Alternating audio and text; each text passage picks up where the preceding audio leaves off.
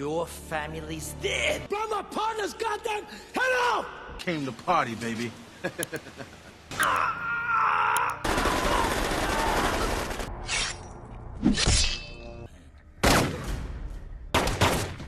The story begins with FBI special agents Jack Crawford and Tom Lone on a mission to capture Rogue, a hired assassin working for the Yakuza, led by the powerful and ruthless Shiro Yanagawa. They follow a lead and end up in a confrontation with some of the Yakuzas. Gunfire erupts with bullets flying everywhere. While Crawford is searching for Rogue, Rogue sneaks up from behind and shoots him. And just as Rogue is about to finish Crawford off, Tom intervenes and shoots Rogue, who leaps into the ocean to escape. Tom immediately runs to Crawford's side to see if he is okay. He grabs Crawford up, who asks if Rogue is dead. Tom assures him that he shot him in the face, but Crawford doubts it. He then asks if he knows Rogue personally, for him to think he is sleek.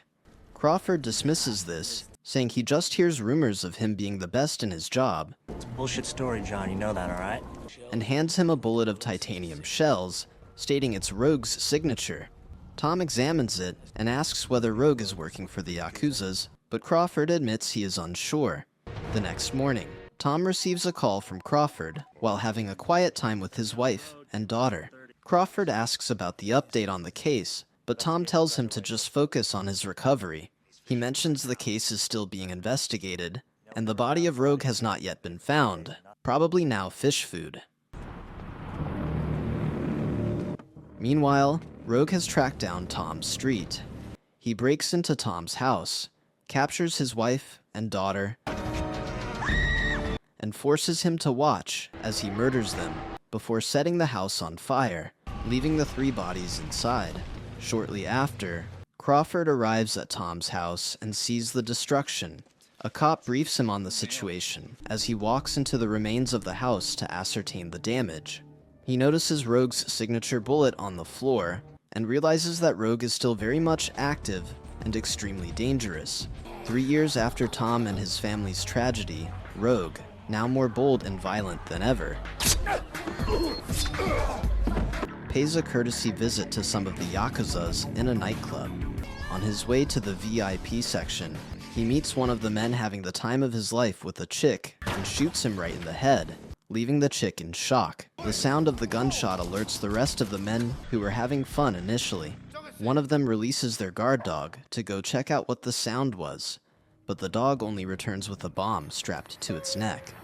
Before they can do anything, the bomb explodes. Shortly after, the cops arrive to investigate what went down between the men, but they are not the only ones interested in the case, because soon after, Crawford and Wick, another FBI agent, walk in with their men for their own separate investigation, leaving the cops displeased. Crawford ignores their complaints and asks one of the injured men in Japanese for any clues, but does not receive any positive response. You want to help? Take my shirts to the cleaners. He turns to leave with Wick and notices Rogue's signature bullet, which makes him remember his friend's tragedy. The next day, Crawford walks into his office with Agent Goy, a recent graduate from Quantico and a marksman, to introduce him to the team. After the introduction, Crawford goes straight to the business of informing the team about Rogue. One of the team members notes how he can't be a member of Yakuza and still go about eliminating Yakuzas. Crawford explains that this is not the first time he has switched teams. Shiro Yanagawa. Apparently, there are 2 groups, and one is the Yakuza group, headed by Shiro Yanagawa, a notorious boss who controls the Yakuza activity all the way from Japan and has never set foot on American soil. Like Shiro Chang lives here. The other group is the Triad group, headed by Lee Chang, who lives in America and is equally notorious. The 2 groups do not see eye to eye because Shiro eliminated the Chang family 30 years ago and began to sell their heirloom. The only ones left are 2 golden horses, and word on the street is that Shiro is looking for a serious buyer. I don't care about bloodlines or ancient family feuds. Crawford, however, lays emphasis on how he does not care about the feud they have going on, and just wants to eliminate Rogue as payback for what he did to his friend. Rogue, on the other hand, visits Chang at his mansion to receive his praise for eliminating some of Chang's enemies. I am really impressed. Chang continues to shower him with praises and explains how skeptical he was about him at first because he was thinking of how he could trust someone who betrayed his master. I have no master. Rogue, however, brags about how he has no master, so he did not betray anyone. Chang shrugs and asks if Tonight, I will take back what was stolen from my family. he can deliver his horses back to him, and Rogue assures him that he will. As Rogue and the Triads are getting ready to retrieve the stolen horses, Shiro, who is in Japan, receives a brief from his daughter, Kira, who oversees his U.S. operation. She informs him that the horses have been shipped to San Francisco. And Shiro expresses his plan of going to San Francisco himself because he does not trust his men there, and tells her to go and oversee the sale of the horses first. The day of the shipment of the golden horses to Japan finally arrives, and the Yakuza men load luxury cars containing the golden horses into a truck. After setting up, they begin their journey to the border, but are stopped on the way by cops, while Rogue watches the operation from his hideout. You out of the car, both of you. Put your hands where I can see them. The cops tell them to come out of their cars and line them up to face the nearest gate. The boys are confused because they believe the cops, especially Captain Andrew's team, who stopped them, are supposed to be working for them, but instead, the cops turn on them, tells them Mr. Chang sent them, and rains bullets into their bodies, with Rogue watching satisfactorily from his hideout, because that signifies the mission of hijacking the golden horses is a success. The cars are then moved to Chang's warehouse, where Rogue checks to confirm it himself. As this is ongoing, the FBI and the cops, on the other hand, go to check on the murdered Yakuzas for investigation. Crawford deduces that anyone who murdered these Yakuzas must have been working with the cops. But the cops disagree and accuse the FBI instead, causing Crawford to stare at him angrily. Crawford, however, follows his gut and visits Captain Andrew while Wick accompanies him. Andrew, on the other hand, is enjoying his evening meal in a restaurant before Crawford disrupts it. He questions his involvement with the Yakuzas. I don't know what you're talking about. But Andrew feigns ignorance. This makes Crawford angry and drags Andrew with rage to the bathroom to threaten him. Andrew later confesses that he only worked for the person who sent him because he threatened to take out his family, and he did not know him personally. I don't know who! After his confession, Crawford hands him over to Wick, and they proceed to leave. Just at the front of the restaurant, a stray bullet hits Andrew, giving Crawford the confirmation that the shooter is the person Andrew just told him about, who also turns out to be Rogue. Crawford sees him and begins to chase after Rogue, but he is unable to catch him because he moves very fast. Rogue returns to his apartment and calls Crawford on the phone to inform him of a warehouse where they can meet up in the next hour. Crawford immediately arrives at the warehouse with a full squad to show that he means business. He meets Chang outside Came to party, baby. and orders him to open the warehouse. After the warehouse is opened, his team goes in to check if Rogue is armed, but they don't find anything while Crawford looks at him with rage. Crawford moves closer to him and questions his involvement in being a double agent for Yakuza and Triad, murdering his partner 3 years ago, but Rogue does not give him the answer he wants. Blow my partner's goddamn head off! Disappointed because he has no solid evidence, he leaves him alone. Back at Chang's house, Chang praises Rogue for again being at the top of the game and helping him deal with the FBI. Chang thinks the FBI came for the golden horses.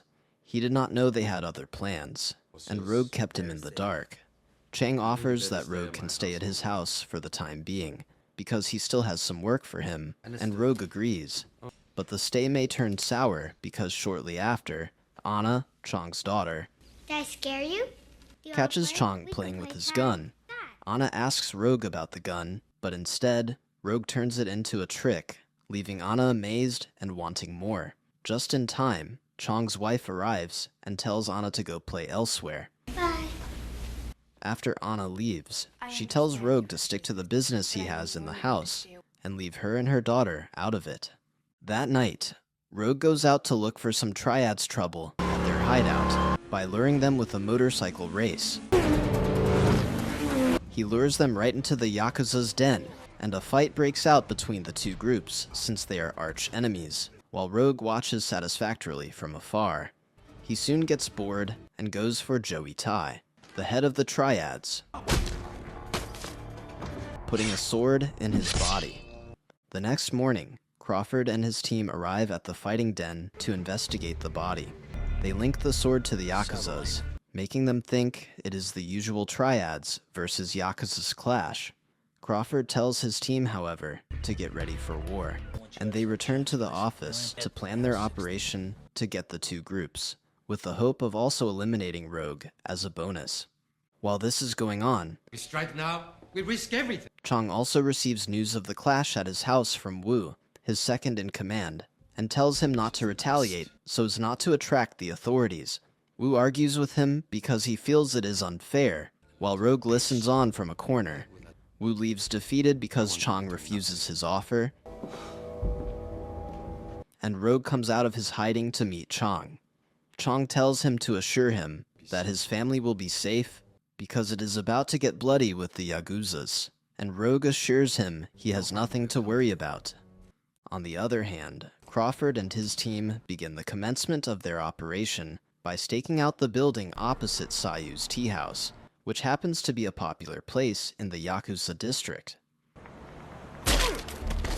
They see some Triads enter the district, and Agent Goy immediately calls Crawford to notify him of the latest development, and he, in return, informs him that they will be on their way.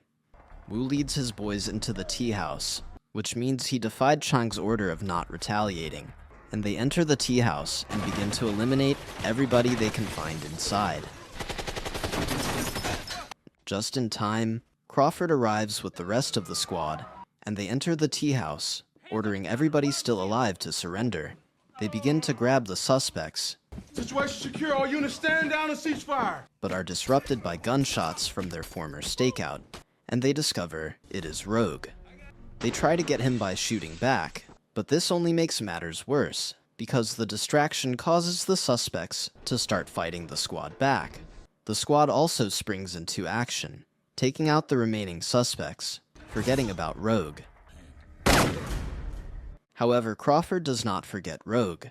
He runs out of the tea house to chase after Rogue, who is now running away in a car, but is not able to catch him because his car crashes on the way.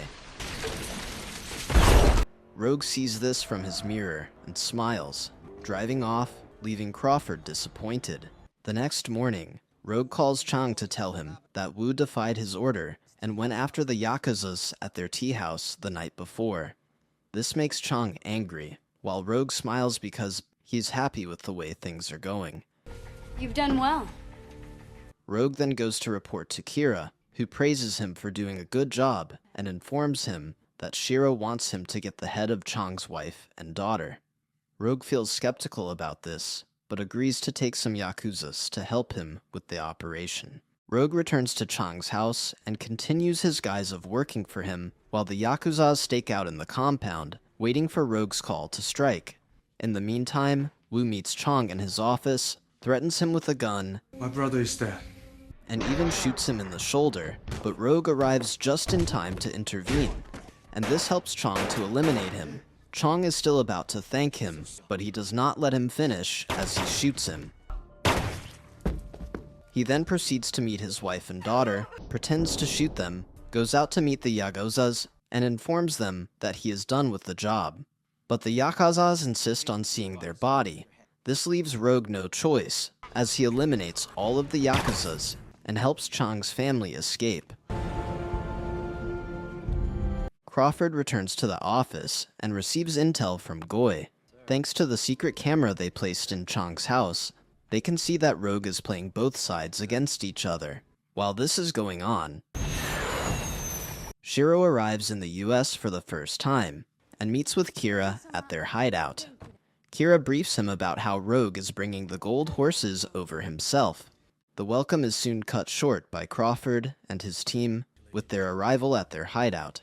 3 years ago, Rogue killed my partner. Crawford questions Shiro about Rogue, and even shows him pictures of Rogue, which coincidentally happen to be the pictures taken of Rogue when he was taking out the Yakuzas. Even though Shiro knows him, he denies it to Crawford, making Crawford leave in annoyance. Shortly after, Rogue visits the hideout and goes straight to meet Shiro at his office. This is actually the first time they will meet face to face, as their transactions have always been through Kira, and they exchange pleasantries. He drops the box containing the horse on his table, and Shiro checks to confirm it contains the horse. After the confirmation, Shiro instructs Rogue to open his price, and he sees an envelope above the stack of cash. He opens the envelope and sees the picture Crawford dropped earlier. Shiro complains that he left out a threat, which is Chang's wife and daughter, and orders his men to take him out and make sure they get him to confess where he took them to. While the Yakuzas escort him out, Shiro checks the authenticity of the golden horse, only to find out it is fake. On the other hand, Rogue overpowers the Yakuzas escorting him, while Shiro leaves his office to confront him. Seconds later, his office explodes thanks to Rogue's little invention. Shiro grabs the sword nearest to him, points it at him, and questions, while Rogue is doing all this to him after being loyal to him for years. On hearing this, Rogue begins to have flashbacks of how Shiro ordered the hit that took out his family 3 years ago, charges at him with his own sword, and this causes a full-blown sword fight to occur between the two men. Rogue gets Shiro to his knees at the mercy of his sword, and tells him to leave his wife and daughter alone, but Shiro frees himself, and they begin another round. During the fight, Shiro lets him know that none of his victims can be alive, and Rogue explains how he overpowered the real Rogue when he came to his house years ago and stole his identity by changing his face to his own to seek revenge. This explanation makes Shiro realize that he has been dealing with Tom, and he explains to him that Crawford gave him up, so Crawford is the reason why his family is dead. This leaves Rogue in shock, finishes Shiro, and goes to look for Crawford. Crawford, on the other hand, receives information from Goy about Shiro's death, and this makes him even angrier, because Rogue is becoming impossible to catch. Shortly after, he receives a call from Rogue. Remember the night we met? Who tells him they should meet up, and tells Goy to accompany him. Crawford arrives and begins to look for Rogue, while Goy sets up his weapon from a hideout close by.